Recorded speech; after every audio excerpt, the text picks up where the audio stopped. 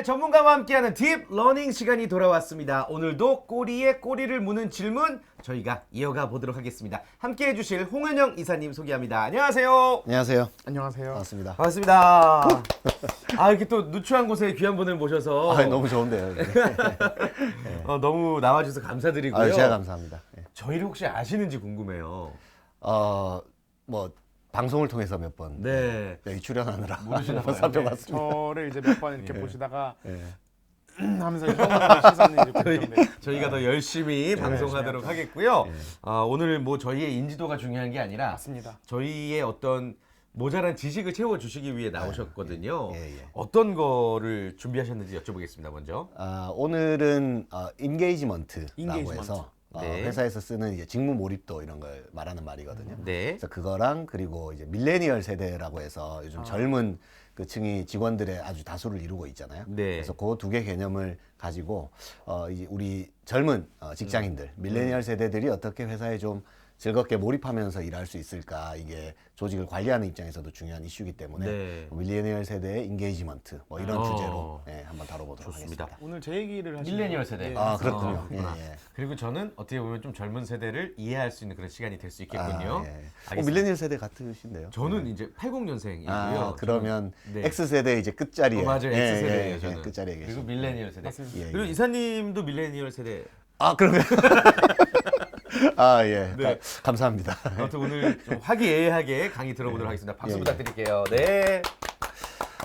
그러면 우선 이제 인게이지먼트라는 용어를 먼저 좀 말씀드릴게요. 이게 개념이 약간 생소하실 수도 있는데, 원래 인게이지먼트라고 하면 약혼 반지를 저희가 맞습니다. 인게이지먼트 링이라 그러잖아요. 네. 그래서 인게이지먼트 강하게 결속된 상태, 이런 걸 이제 뜻하는 말이잖아요. 네. 근데 원래 인사 조직에서 조직 관리에서는 인게이지먼트라는 말이 등장한 것은 이제 2000년대 이후예요. 그 전에는 보통 직원 만족도 조사 이런 거 들어보셨죠? 직원 네, 네, 직원 네. 만족도, 우리 회사에 얼마나 만족하면서 일하는가. 그래서 뭐 즐거운 조직 만들기, GWP 이런 것들이 있었죠. GWP가 들어보셨죠? GWP는 Great Workplace 해서 일하기 좋은 뭐 직장 뭐 이런 걸 말하는 거예요. 계속 지식이 나오네요. 근데 아무튼 뿜으십니까? 정말 GWP죠, 우리. 예, 죄송해요. 일하기 좋은 직장 맞으시죠? 정말 참았는데. 네, 알겠습니다. 예. 근데 아무튼 그 직원 만족도가 굉장히 중요하죠. 근데 얼마나 우리 직원들이 우리 회사에 만족하고 있는가 이런 걸 조사하는 건데, 그게 네. 한계가 하나 있는 게, 생각해 보시면 나는 되게 만족해요. 우리 회사 너무 좋아요. 다니기 편하고. 근데 일은 열심히 안 할 수 있잖아요. 별개일 수 그렇죠. 있는 별개일 수 있죠. 나는 우리 업무 회사 성과랑은 별개구나. 업무 성과랑은 별개죠. 나는 되게 물론 이제 만족하고 행복한 직원들이 네. 뭐 좋은 성과를 만들 가능성은 높지만, 그렇다고 해서 그런 경우 보셨어요? 이 친구는 되게 만족하면서 다니고 있어요. 근데 이 사람 제대로 열심히 안 해서 옆에 사람들 맞아요. 힘들어요. 상사들이 힘들어. 그럴 수도 있고. 방송국에도 그런 출연자들 많아요. 그렇습니까? 네, 되게 행복하게 막 일하는데 예. 되게 잘 못하고 시청률도 안 나오고. 그 뭐 성과랑은 좀 다른 문제죠. 예. 예.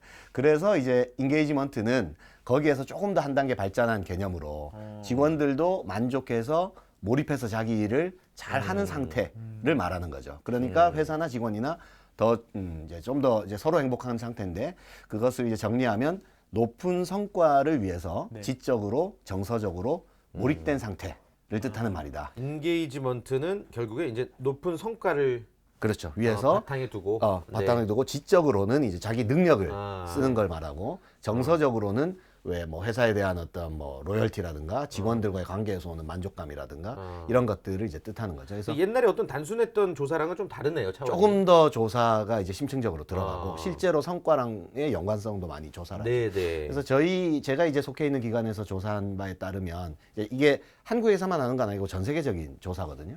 그러고 보면 인게이지먼트 레벨이 높은 상위 25%의 조직이 있겠죠. 그리고 상대적으로 낮은 조직들을 비교해 보면 최대 많이 차이 나는 게 이직률 면에서는 24% 이상 낮고요. 그리고 결근이 인게이지먼트가 높은 조직은 41% 이상 더 낮대요. 와. 그리고 고객 만족도도 10% 이상 인게이지먼트가 높은 조직이 높고, 생산성도 17% 이상. 그러니까 이게 성과에 굉장히 중요한 지표로서 절대적이네요. 회사를 운영하는 사람들이 관리해야 되는 거죠. 근데 네. 뭐 생각해보시면 너무 당연한 게, 자기 일을 좋아하고 즐겁게 하고 회사에 만족하고 그러면서 몰입해서 일하는 직원들이 많은 회사가 당연히 더 좋은 성과를 내겠죠. 네. 혹시 뭐 네. 대표적으로 이 인게이지먼트 뭐 이게 더 높다 하는 예. 대표적인 기업이 혹시 예시가 있을까요? 기업명을 제가 여기서 뭐 다 일일이 언급해도 뭐 될지 어떨지 모르겠지만 괜찮아요. 어차피 예. 저희가 말하는 거. 명륜 신상을 제가 그러면은 뭐 제가 국내 기업보다는 사실 국내 기업들은요 인게이지먼트 조사가 아직까지는 체계적으로 이렇게 다 되어 있지는 않아요. 그래서 뭐 1등부터 몇 등을 순위를 비교하기는 좀 그렇고 우리가 유수히 알고 있는 뭐 아마존이나 구글 같은 기업이 대체적으로 이제 인게이지먼트가 높은 조직이라고 할 수 있고요. 인게이지먼트가 높다는 거는 어느 정도 수준을 말하냐면 보통 3단계로 구분을 합니다. 그러니까 뭐 fully engaged라고 해서 아주 이제 완전히 몰입된 직원들. 그러니까 이런 직원들은 생산성에 기여하고 그다음에 어떤 목표의식을 가지고 일하고 그리고 장기 근속을 하죠. 그만두지 않고 오래 일하고. 예. 완전 우수 모범생. 그래서 우주 모범생이 예, 어떻게 예. 하면 이걸 잘할 수 있을까? 뭐 이런 걸 생각하고. 가족이고 나발이고 완전 아파도 꼭 그런 의미는 아니에요. 아, 이게 좀 다른 의미가 네. 그건 제가 이따가 말씀드리려고 했는데 인게이지먼트가 높은 직원이 그럼 반드시 야근하고 오래 일하느냐? 그것도 아닌 거고. 그건 아니에요. 와, 진짜 우수생이네 그러면. 네, 그러니까 뭐냐면 오히려 조사를 해보면 그 주간 근무 그 일수로 근무 시간으로 따지면 네. 인게이지먼트가 높은 직원이 낮은 직원들에 비해서요. 아주 거의 차이가 없을 정도로 살짝 높아요. 뭐 30분 이내. 그러니까 별 차이가 사실상 없는 거고요. 평가는 극과 극이고요. 그렇죠. 디자인의 평가는 시간은. 인게이지먼트 높은 직원이 훨씬 좋죠. 그리고 다닐 때도 공부 잘 못하면서 공부 늦게까지 오래 하는 남는 애들이 있어요. 그렇죠, 그렇죠. 그런 네. 경우가 있죠. 그리고 연간 휴가 사용 일수를 보면 인게이지먼트가 높은 직원들이 그렇지 않은 직원들에 비해서 오히려 휴가를 다 챙겼어요. 그러니까 이게 사실은 일 땐 일하고 놀 땐 노는 제일 좋은 상태인 걸 똑똑이들. 말하는 거죠. 그렇죠. 셉셉이들. 예. 밀레니얼 세대다 보시다 보십니다. 근데 이제 그게 이제 fully engaged라고 저희가 표현을 하고요. 제일 윗단계. 윗단계. 예. 그리고 이제 중간은 partially engaged라고 해서 부분적으로 engaged. 부분적으로. 네. 이 직원들은 뭐 좋은 상태죠. 월급 받고 출근해서 할 일하고 퇴근하고. 피해 안 주고. 네, 피해도 안 나쁘지 주고 않고, 뭐 나쁘지 않고 무난하게. 무난하게 하고 그리고 근데 이 직원들은 어떻게 하면 좋은 성과를 낼까 이런 관점이라기보다는 내가 그냥 좀- 내 할 일 그냥 어떻게 할까 요런 관점이라고 보시면 되죠. 요즘 애들이 그러지 않나? 많을 거예요 이런 네. 부류가.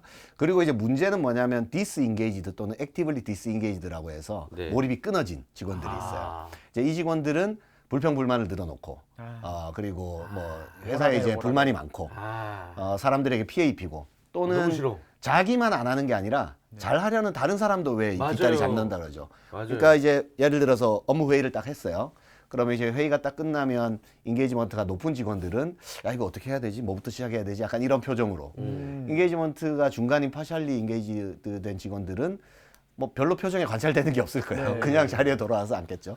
그런데 이제 인게이지먼트가 떨어진 디스인게이지 된 직원들은 이제 흡연 장소로 이제 가서 담피로 바로 맞아, 가서 맞아. 야 말이야 그 전에 저거 해봤는데 안돼 그건 너 하지 마 뭐 진짜. 이런 분위기. 예. 축구 난파 하자. 나는 그 그렇죠. 풀이 되고 싶은데 이런 디스 이쪽에서 되게 나는 영향을 많이 받는 스타일이거든. 영향을 받죠. 예. 네. 그런데 이제 이 비율이 어느 정도 되느냐를 보는 건데요. 비율. 전 세계적으로 글로벌리 평균을 보면 풀리 인게이지된 직원이 30% 이내입니다. 그러니까 10명 중에 2명 내지 3명 네. 이고요. 그러니까 그리고 파셜리로 인게이지된 직원 중간에 있는 직원들이 한 50%에서 60% 사이에 보통 위치합니다. 그리고 디스인게이지된 직원, 네. 좀 우리 관심이 필요한 분들은 한 20% 내외로 보통 조사가 돼요. 네. 그러니까 10명이 그 보트에 있으면- 배를 지어 배를 그 배에 노를 저어 가고 있으면 네. 두세 명은 열심히 졌고 한 5명 정도는 뭐 졌다가 말다가 아. 경치도 좀 보다가 나머지 2명은 배에 막 구멍을 뚫고 있는 낚시하고. 이제 그런 상태라고 보시면 돼요. 이거 불법 아니에요? 이러면서. 그렇죠. 근데 이제 인게이지먼트가 아까 높다고 말씀드린 그런 기업들은 10명 중에 10명이 다 풀리 인게이지드다. 뭐 그런 회사는 없어요. 그럴 수는 없고요. 최대 높은 조직들이 45% 정도까지 올라가는 조직들이 있는 거죠. 이제 그러면 아주 강력한 회사가 되고 일하기 네, 좋은 회사가 네. 되는 거죠. 예. 근데 우리나라 기업들은요. 여기에서 조사마다 다르긴 한데 10% 이상씩 빼야 돼요. 그러니까 훨씬 더 글로벌 평균에 비해서 우리나라 기업들은 아, 그래요? 인게이지먼트가 훨씬 낮습니다. 예. 그게 좀 뭐 과제라고 할 수 있죠. 예. 그럼 10명 중에 예를 들어서 간편하게 얘기해서 우리나라 풀리 풀리 인게이지드. 풀리 2명. 인게이지드가 예, 뭐 정말 한두 명이라면은 예. 그러니까 그러면 그 오너 말고는 다 좀 그렇다고 볼 수도 있겠네요. 그렇죠. 그래서 이게 인게이지먼트 조사가 재밌는 게 직급별로도 다 이제 양상이 다르게 나타나고요. 임원들은 인게이지먼트가 높다고 나와요. 뭐 실제로 높은 건지 본인들이 높다고 네, 생각하는 네, 건지 뭐. 네. 근데 또 임원들은 또 그러니까 임원까지 올라갈 수도 있고 또는 이제 그러겠네요. 임원이 되었으니 그러겠네요. 뭐 대우도 좋고 그러다 보니 더 인게이지 될 수도 있고. 근데 보통 보면 인게이지먼트 그 이 한 직원이 입사해서 쭉 퇴직할 때까지의 그 그래프를 그려보면 제가 봤을 때는 입사 첫날 인게이지먼트 제일 높아요. 그럴 것 같아. 딱 그 의욕을 가지고 출근하죠. 그렇지. 그러고 나서 얼마 안 지나서 급격히 떨어지기 시작합니다. 예. 아, 이게 현타, 현타 오고. 내가 있을 곳이 아닌가 봐. 3년 차. 나는 이런 일을 할 줄 몰랐어. 말해서 3년 차 말씀하신 대로 그때 굉장히 떨어져요. 그러면서 대리 과장 거칠 때는 미미한데 문제는 뭐냐면 이때 일을 제일 많이 할 시기거든요. 그러다가 이제 승진해서 관리자가 되면 그때부터 다시 올라가기 시작하는 약간 이런 곡선을 그립니다. 근데 이제 문제는 뭐냐면 밀레니얼 세대에 대한 이야기를 이제 연결해서 한번 해보면 네. 밀레니얼 세대들은 이제 우리가 보통 세대 구분을 할 때 뭐 요즘에는 근데 뭐 5년, 10년 단위로도 다 세대 차이가 난다고는 하지만 크게 봤을 때는 이제 회사를 기준으로 보면 베이비 부머 세대들이 있는 거죠. 50년대, 60년대 생분들이 계시고 이제 X 세대 분들이 대략 70년대 어간에 이제 태어나신 분들이 있으시고 그리고 이제 밀레니얼 세대들 80년대 중반부터 후반부터 90년생들이 이제 밀레니얼 세대가 이루고 있는데 대체로 보면 베이비 부머 임원들 네. 그리고 X세대 관리자들 그리고 밀레니얼 세대 팀원들이 요즘 같은 경우는 같이 일하고 있다 이렇게 이제 보시면 되는 그렇네요. 거죠. 다 섞여 있네요. 그러니까 그러다 보니까 세대가 다르고 네. 서로 관점이 다르다 보니까 서로 갈등도 있고 맞아요. 뭐 관리자분들한테 물어보면 요즘 직원들은 말이야 뭐 너무 개인주의적이고 뭐 늘 뭐 이렇게 자기만 생각하고 맞습니다. 네. 이런 불만들이 있고 또 밀레니얼 세대분들한테 물어보면 그분들은 할 말 더 많죠. 예, 우리 관리자들은 고리타분하고 꼰대라고. 권위적이고 꼰대고. 잠깐 해볼까요? 예, 뭐 그렇게 하나. 우리가 내가 X세대 관리자야. 예. 그리고 밀레니얼 세대 직원이야. 네. 그냥 우리의 일상을 한번 얘기해 보자. 꾸미지 말고. 네. 네. 어. 뭐 하나 생각나시는 사례 있으세요? 예. 어려운 점. 어려운 점이나 그러니까 그 칼럼을 본 적이 있어요. 네. 제 의견은 아닌데, 그러니까 여기에 그 딜레마 같은 게 뭐였냐면 X세대의 관리자 나이 때는 예. 나도 새로운 걸 많이 도전했던 세대고 예. 베이비 부모에 비해서는 예. 그렇지. 나도 멋있는 거, 뭐 특이한 거, 개성 있는 그렇죠. 거 할 만큼 다 해봤다. 예. 그 나는 꼰대가 아니다. 왜냐면 나 대학교 때 사진 보여줄까? 나 여기 예. 뚫고 머리 염색하고 맞아요. 그러고 다녔어. 내 얘기야, 내 얘기. 그 X세대들 예전에 TV 광고에서도 그들이 왔다 뭐 이러면서 진짜 막 내 얘기야. 굉장히 예. 아니 그 칼럼이었는데 제 의견 아니고 본인이 꼰대가 아니라고 생각하는 야 내가 거죠. 어떻게 꼰대야? 나 여기 뚫은 자국 안 보여? 예. 맞아, 맞아. 근데 이제 그거랑 별개. 야, 나 진짜 귀뚫었어. 진짜로. 아, 형이 꼰대 아니시잖아요. 아, 나 근데 꼰대 아닌데. 네. 예. 나 꼰대 아니라고 생각하는데 꼰대야. 꼰대가 자신이 꼰대인 걸 알면 그나마 뭐 좋은 아니, 거죠. 하도 얘기를 들으니까 꼰대가 됐나 봐. 근데 이제 귀를 와, 뚫는다고 뭐 꼰대가 아닌 게 아니라 진짜 듣는 귀가 뚫려야죠. 사람들의 말을 들을 수 있는. 영혼이다. 예. 오. 뭐 사람들 말을 들을 수 있어야죠. 밀레니얼 세대 그렇게 말하고 네, 뭐 X세대들은 요즘 애들은 막 출근했다가 금방 연락도 안 하고 자기 맘대로 퇴근하고 막 그렇죠. 휴가도 우리가 안 가는데 자기들이 뭔데 휴가를 먼저 가고 고생을 안 하고 이렇게 막 누리려고만 해. 뭐 이런 얘기를 많이 그렇죠. 한단 그런 말이에요. 편견이 많죠. 되게 개인주의적이고 끈기가 없고 네. 뭔가 더 끈기 노력을 안 없다고. 하고 그런 얘기들을 많이 하죠.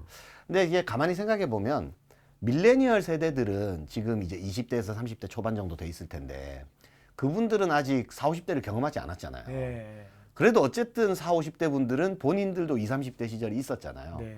그리고 회사에서 굳이 따지자면 아무래도 관리자로 올라갈수록 권한도 많고 네. 뭐 사실 월급도 더 많이 받잖아요.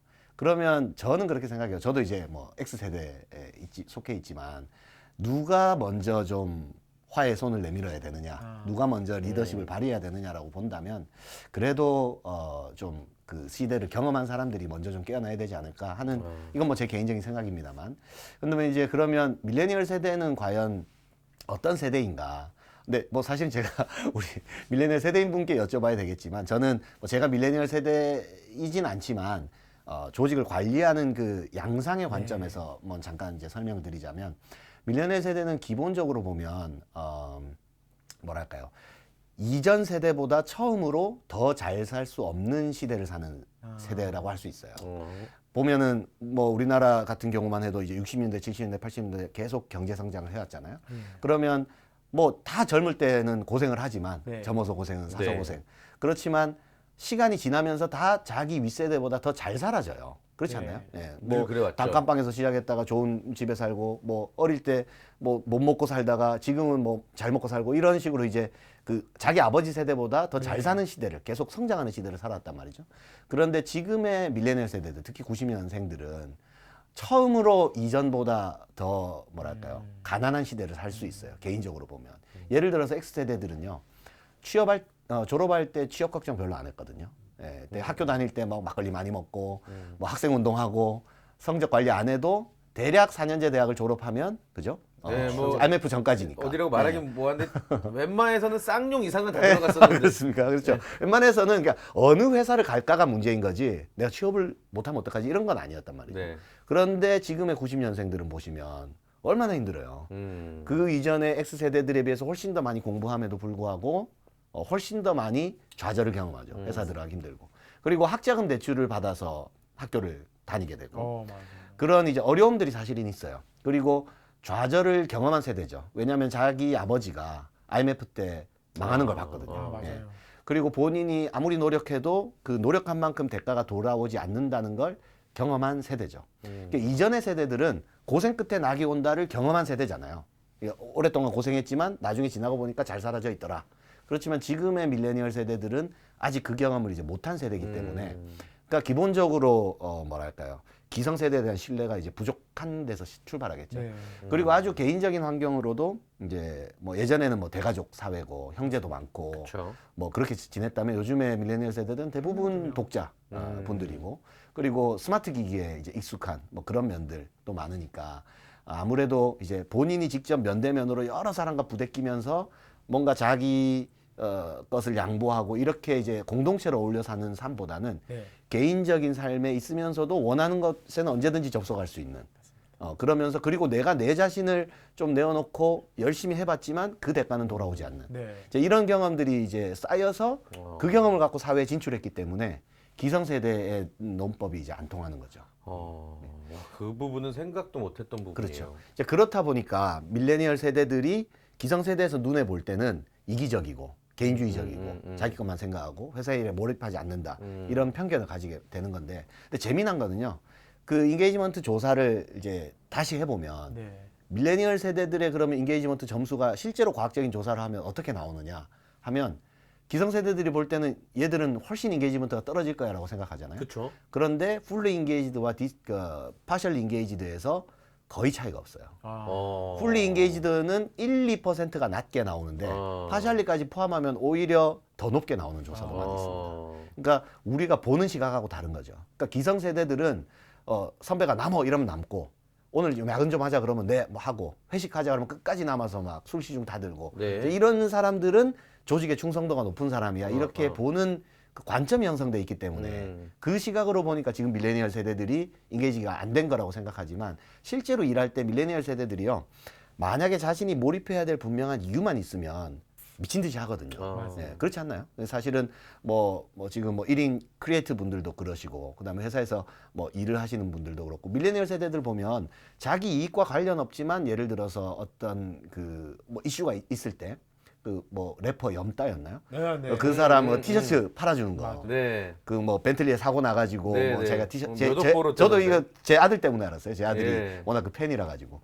근데 그 사실 그 티셔츠를 비싸게 팔더라고요 보니까 싸지가 않더라고요 35,000원 결코. 예. 네. 그거보다 훨씬 싼 티셔츠를 살 수 있는데도 불구하고 그거를 굉장히 붐을 일으켜서 구매를 해준 게 지금 누구냐면 밀레니얼 세대들이에요. 네. 그러니까 자기가 쉽게 말해서 꽂히는 게 있으면 무섭게 몰입할 수 있는 세대란 거죠. 결코 일을 열심히 안 하는 게 아니라.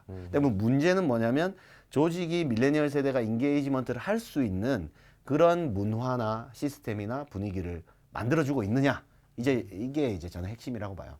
그러면 밀레니얼 세대들은 어떨 때에 조직의 충성도를 보이고 일에 몰입할 수 있는가. 그 이제 요소들이 중요하겠죠. 네. 대표적으로 보면 뭐 사람마다 물론 다를 수는 있어요. 네. 그렇지만 공통적으로 몰입된 그 밀레니얼 세대 직원들이 공통적으로 회사에 느끼고 있는 걸 좀 분석해 보면 이거는 진짜 많이 예, 예. 많은 기업에서 알아야 되겠네요. 알아야 되죠. 네. 가장 중요한 거 첫 번째는 직속 상사와의 관계예요. 그러니까 아하. 직속 상사에 대해서 믿음이 있어야 돼요. 근데 이게 재밌는 거는 그 직속 상사들한테 오히려 물어봐요. 그러면 밀레니얼 세대 직원들과 관계가 좋습니까? 그러면 상사들은 뭐라고 말하냐면 요즘 애들 얘기하는 거 싫어한다고. 뭐 밥도 같이 먹자 그러면 싫어한다 이렇게 얘기를 하거든요. 네, 네. 그리고 개인적인 얘기도 좀 나누세요 그러면 뭐 그런 거 물어보면 되게 싫어한대요. 가족 얘기 뭐 친구 얘기 물어보면 싫어한다고 대답을 해요. 근데 저도 이해는 하는데 가만히 생각해 보면요. 사람이 그 왜 오늘의 운세 이런 거 보면 네. 누구 별자리를 제일 먼저 볼 것 같으세요? 자기. 걸 먼저 보잖아요. 단체 사진을 찍으면 누구 사진을 제일 먼저 볼 것 같으세요? 자기를 보잖아요. 인간은 기본적으로 자기에게 관심이 있게 돼 있어요. 그래서 자기 자신의 어떤 그 일에 대해서 관심을 가져주고 그거에 대해서 얘기하는 걸 좋아해요. 그러니까 지금 내가 내 일상사나 이게 내가 관심사지, 내가 관심도 없는 얘기를 팀장이 막 늘어놓는 것보다는 내 얘기를 같이 나누는 걸 기본적으로 좋아하는데, 문제는 뭐냐면 그거를 그냥 그 팀장하고만 하기 싫을 뿐이에요. 그 자기에게 관심을 가져주는 걸 싫어하진 않거든요. 근데 문제는 뭐냐면 이제 관리자들은 그래서 이 밀레니얼 세대들이 나랑 이제 소통하거나 관계 맺기를 싫어한다. 그래서 요즘 직원들은 다가가면 안 돼. 이런 편견을 가지고 있는데요. 또 한편으로는 맞는 말일 수 있지만, 왜냐하면 개인적인 공간을 필요로 하니까. 그런데 몰입된 직원들에게 물어보면 한결같이 나 우리 상사 좋아한다 라고 대답한다는 거죠. 그러니까 이 비밀을 이제 풀어야 되는 거죠. 그 직속 상사가 예, 예. 그 자기 얘기를 해서 좀 불편해하는 것 같은데. 뭐 그런 걸 수도 있을 수 잘 있겠어요. 물어봐야 되는.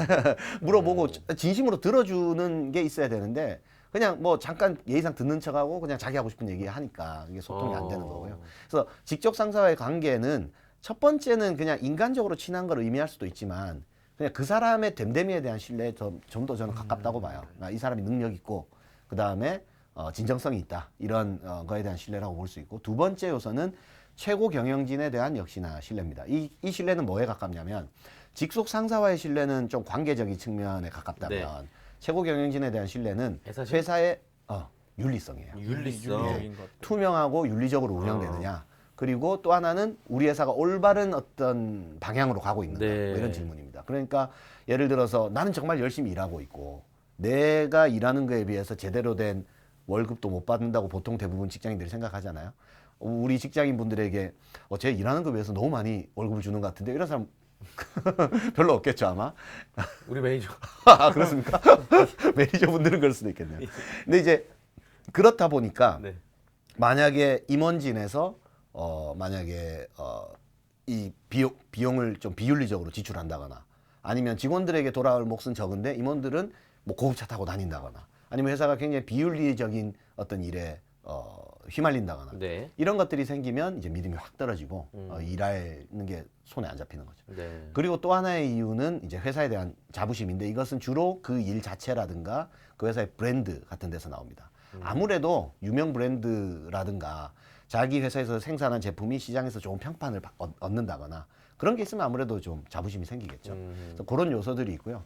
밀레니얼 세대들이 이제 이 요소들은 밀레니얼 세대뿐만이 아니라 이제 다른 모든 계층에게도 동일하게 적용되긴 하는데, 특히 이제 밀레니얼 세대들은 그 이 직속 상사라는 부분에 있어서 좀 더 들어가 보면 이 직속 상사의 리더십에 대해서 내가 자신감이 있는가, 이런 얘기들을 해요. 그게 무슨 말이냐면, 내가 이 사람이 내 상사야라고 얘기하는데 부끄럽지 않아야 된다. 아, 그치. 예, 예. 그러니까 뭐 우리 선생님처럼 좀 이렇게 외모도 좋으셔야 되고 귀도 뚫으셔야 되고 그런 또 표면적인 것도 있겠지만, 플러스에서 더 들어가서는 이제 이 사람의 능력이라든가 성품을 내가 좀 신뢰할 수 있는가, 이제 이 부분들이 중요하죠. 그래서 그게 좀 이루어지면 이 직속 상사가 자신의 개인적인 삶을 이렇게 배려해주는 관계까지 가면 밀레니얼 세대들한테는 아주 중요한 게 되겠죠. 야, 이게 예. 되게 중요한 말씀인데 한 번도 들어본 적이 없었던 맞아요. 얘기고, 네. 그거를 밀레니얼 세대의 입이 아닌 기성세대의 입을 통해서 들으니까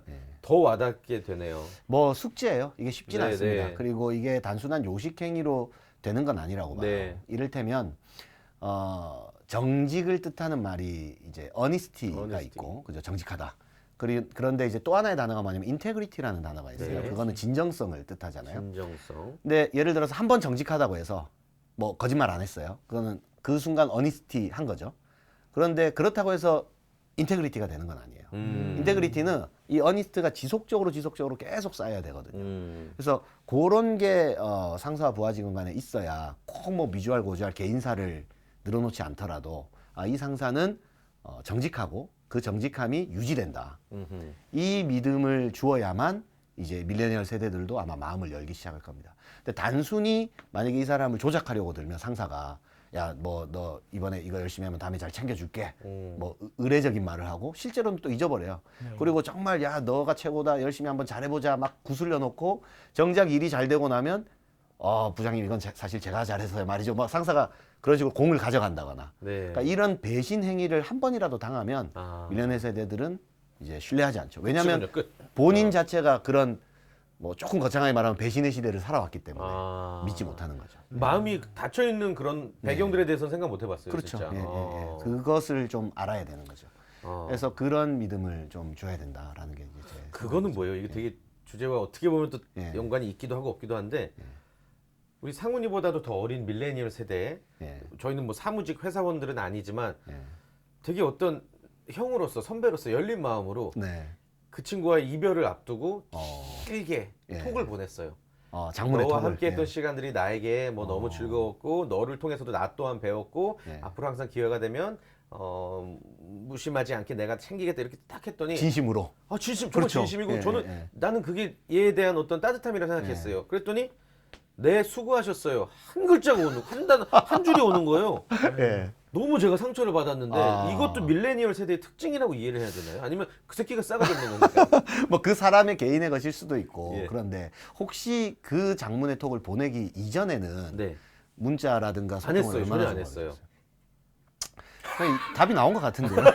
말씀에서 남자친구 여자친구가 사귀다가 여자친구가 원하는 게 있어요. 뭐 내 너는 좀 잘못이구나. 친구 좀 그만 만나고 나랑 시간 좀 보내자. 뭐 맨날 영화를 한 편 볼 때 너 좋아하는 거 보지 말고 내가 좋아하는 거 하자. 이런 요구사항이 늘 있는데 예. 계속 그런 게 안 지켜지고 결국 헤어지기로 했어요. 예. 그래서 우리 헤어져 하는데 그날 밤에 아. 사실은 내가 너를 얼마나 좋아했는지 쫙 왔어요. 이 여자친구가 뭐라고 반응할까요? 예, 그거는 그렇네. 그게 방금 그 순간에 어니스트는 있었지만 인테그리티가 없었던 거죠. 그걸 인테그리티는 보- 지속적이었어야 됐으니까. 예. 이게 이제 지금 굉장히 좋은 사례를 말씀해 주신 거예요. 예, 예, 예. 띵 와단다. 그러니까 뭐 이게 사람을 대할 때 우리가 사람을 그 자동 판매기 음료수 자판기처럼 대하면 안 된다고 저는 강조를 하는데 음료수 자동 판매기는요 1,000원짜리를 넣으면 1,000원짜리 음료수가 나오고 1,500원을 넣으면 1,500원짜리 음료수가 나오죠. 근데 사람도 그럴 거라고 우리는 생각하는 경향이 있어요. 특히 관리자들은. 교육도 많이 받죠. 리더십에 대한 책도 읽죠. 막 이러다 보니까 예를 들어서 직원들을 칭찬해줘라. 뭐 그러면 뭐 뭘 잘할 거다. 그래서 이제 부르는 거예요. 야 누구야 뭐 누구씨 요즘 고생 많지. 이거 좀 열심히 좀 해줘. 내 딴에는 진심 어리게 정말 칭찬했어요. 네네네. 그래서 그 아웃풋이 나올 거라고 생각하죠. 네. 근데 사람은 그 그게 안 자동 판매기가 받아들이는구나. 아니거든요. 예. 그거는 어떻게 설명해야 돼요? 네. 이것도 진짜 관련 없는 얘기일 수도 있는데. 근데 뭐 관련 있는 얘기를 지금 많이 질문해주고 계세요. 그 가끔 제가 이제 뭐 행사나 일을 하다 보면은 우리 상훈이처럼 젊은 친구들과 짝지어지는 경우들이 많아요. 그러면 이제 그 업체 측에서 이제 소개를 해달라고 그래요. 그러면은 뭐 아까 말씀하신 것처럼 그다지 교류는 없지만 그래도 예. 나와 좀 어느 정도 친분이 있는 친구들을 소개를 해줘요. 근데 성사가 됐다는 사실을 제가 그 친구를 통해서 못 듣고 업체 측을 통해서 나중에 들은 거예요. 그러면 저는 왜 나한테 감사하다는 인사를 안 하지? 예. 이건 제가 꼰대인 건가요? 이게 뭐 이제 고민 상담소 같은 지금 제가 느낌이 되긴 했는데 밀레니얼 세대도 그래서 저희가 이제 뭐 굳이 조언을 드리자면 네. 모든 게 손뼉이 이제 마주쳐야 소리가 나는 것처럼 예. 모든 잘못은 기성세대에게 다 있고 기성세대가 모든 것을 맞추어야 되고 이런 말씀은 아니에요. 네, 어떻게 네. 그럴 수가 있겠어요. 밀레니얼 세대도 학습해야 되는 게 있어요. 공부해야 되는 게. 그게 뭐냐면 상대방에 맞게 소통하는 법이라고 봐요. 밀레니얼 세대가 소통에 꼭 약한 건 아니에요. 네. 뭐 정말 수십 개의 카톡창을 막 동시에 의사소통을 하니까 네. 그런 것들은 되는데 그 이제 상대방 소통이란 건 상대방의 관점에 맞는 소통을 해야 되잖아요. 이제 그런 면에서는 밀레니얼 세대들은 예를 들어서 기분 좋게 자기 의견을 표출하는 법. 그러니까 상대방이 기분 나쁘지 않게. 예를 들어서 직속 상사가 너 뭐 이거 좀 해주세요 그러면 그 왜요? 뭐 약간 이렇게 질문을 해요. 되게 짧은 단문을 쓰죠. 맞아요. 그게 아니라 좀 부드럽게 말할 수도 있잖아요. 아. 예, 혹시 뭐 제가 이런 부분들은 잘 이해하겠습니다. 그런데 그치. 혹시 이거는 제가 질문을 드려도 될까요? 뭐 이렇게도 말할 수 있는 거잖아요. 그래서 그런 법은 조금 이제 학습할 필요가 저는 있다고 봐요. 그래서 그런 부분들은 뭐 서로 좀 이렇게 학습할 부분, 이건 뭐 공부할 어떤, 부분도 있다고 어떤 보죠. 누구냐의 문제라기보다는 서로 좀 이해해야 되고 그렇죠. 노력해야 되고 서로가 좀 그런 거다. 공부해야 되는 법들이 있는 네, 거죠.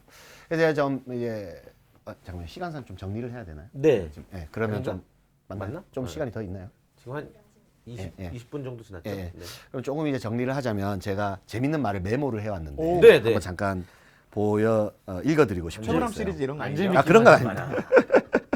이게 이제 왜 제가 그러더라고요. 그러니까 일정 나이가 지나면 X세대 이상은 밀레니얼 세대를 웃기려고 들으면 안 된대요. 그래서 그냥 괜한 유머를 하다가 말을 두고 하는 것 같은데. 자 아무튼 저는 뭐 이 재밌다는 게 뭐냐면 유머라기보다는 네. 이런 말이에요. 그 미국의 그 마르사 와인만이라는 작가가 묘사한 말인데요. 이게 어떤 세대를 묘사한 말인지 한번 잘 들어보십시오. 그들은 놀랄 만큼 최신 유행에 민감하다. awesomely hip이라고 표현했습니다. 힙하다. awesome. 예, 그리고 고통을 감수하려는 자세는 부족하다 대신에 목표 의식도 없이 그냥 무작정 대학에 가려고 하며 심각할 정도로 이상적이다 이렇게 표현을 했어요. 이게 밀레니얼 세대를 표현한 말 같은데 1964년도에 베이비 부머들을 보면서 아 요즘 세대 문제 많다 이렇게 표현한 말이에요. 업설리 힙. 어썸리 힙한데 정말 너무 이상적이고 아무 생각 없다. 또 하나 더 읽어드릴까요? 우리 아빠 씨 맨날 나한테 잔소리하는데 아빠도 똑같은 거 아니야? 그 젊을 땐 그랬다는 거예요. 그런 평가를 받았다는 아빠 거예요. 맨날 그리고 뭐 미래 대책 없이 산다. 요거는 있어요. 요즘 세대는 사치를 좋아한다. 예의가 없고 허세가 강하다. 어른들에 대한 공경심이 부족하고 교실에서는 집중하지 않고 떠들어댄다. 이렇게 평가를 한 세대가 있어요. 메소포타미아 문명. 거의 비슷해요. 소크라테스가요. 기원전 5세기 때 한 말입니다. 와, 그러니까 막 나이 들면 무조건 그냥 어린애들 까는구만. 네, 이게 지금만의 문제는 아니라는 걸 제가 말씀드리고 싶어요. 아, 그러네. 물론 지금 밀레니얼 세대만의 특징은 분명히 있겠지만 우리 지금 기생 세대들도 나도 한때는 위험한 세대였다. 이것을 좀 생각하고 그때의 관점으로 한번 좀 바라보시면 어떨까 싶어요. 그리고 밀레니얼 세대들과 전 소통할 때 아까 양쪽이 다 변화해야 된다라는 것은 분명하지만 그래도 손뼉이 마주치더라도 조금이라도 먼저 움직이는 쪽이 있을 거 아니에요. 악수를 하더라도 1초라도 먼저 손을 내미는 쪽이 있을 거 아닙니까? 네. 저는 그게 기성세대가 되었으면 좋겠다는 말씀이고 그렇게 해서 손을 잡을 때 기성세대가 밀레니얼 세대와 소통할 때 한 가지 단어만 꼭 기억하시면 좋겠어요. 하나는 그것은 이제 why입니다. why. 왜? Why? 왜라는 게 있어야 된다. 특히 회사에서 소통을 할 때는요. 예전에는 야 이거 상무님 이렇게 급한 자료니까 빨리 좀 해봐. 여기에 뭐 별 why가 없죠. 기껏 해봐야 뭐 상무님이 원한다 이거밖에 없잖아요. 네. 근데 밀레니얼 세대들은 그런 방식의 소통은 원하지 않죠. 왜가 있어야 돼요. 이 일은 그래서 그 왜는 두 종류로 나뉘는데요. 첫 번째 why는 합리성에 대한 why입니다. 합리적이어야 돼요.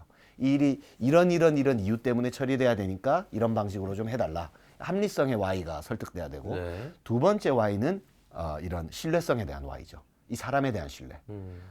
아무리 옳은 말도 그 사람 자체가 신뢰되지 않으면 듣기 싫잖아요. 그렇죠. 그래서 이 그 합리성의 why 그리고 신뢰성의 why 이 두 why가 내가 저 사람에게 설득이 되느냐 이걸 좀 고민해 보시면 저는 밀레니얼 세대와 소통할 수 있는 키가 되지 않을까 싶습니다. 그렇군요.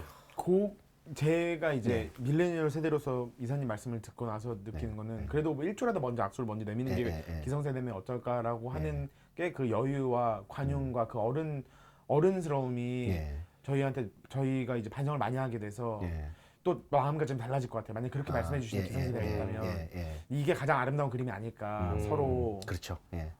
더 깊이 고개를 숙이고 그래 땅에 머리를 박고 계속 하다가 그렇죠. 이게 그 보통 리더들이 자기를 낮추는 걸 좀 잘 못해요.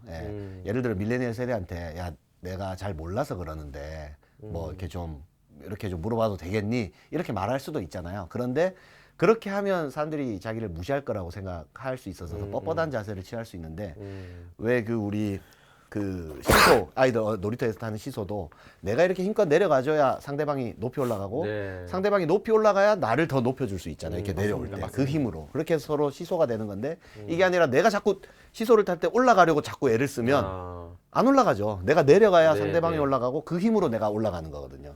그래서 요 원리로 좀 서로를 대해야 기성세대든 밀레니얼 세대든 좀 이렇게 서로 행복한 직장을 만들 수 있지 않을까. 이게 서로 또 그 자기 스스로 생각을 잘 해야 될 것 같은 게 사람의 성품과 그 어떤 그 세대의 특성을 잘 구분지어야 될 것 같아요. 그것도 있죠. 맞아요. 네. 그래서 서로가 서로를 항상. 그래서 뭐 어쨌든 이런 이야기들을 많이 들으면서 노력해야 되겠다는 것을 저도 깨달았습니다. 그래서 뭐 먼저 악수를 쳐가지. 밀레니얼 세대. 이제 손 땀 안 해서 내가 먼저 숙일게. 아니요 제가 고맙습니다. 감사합니다, 이사님. 고맙습니다.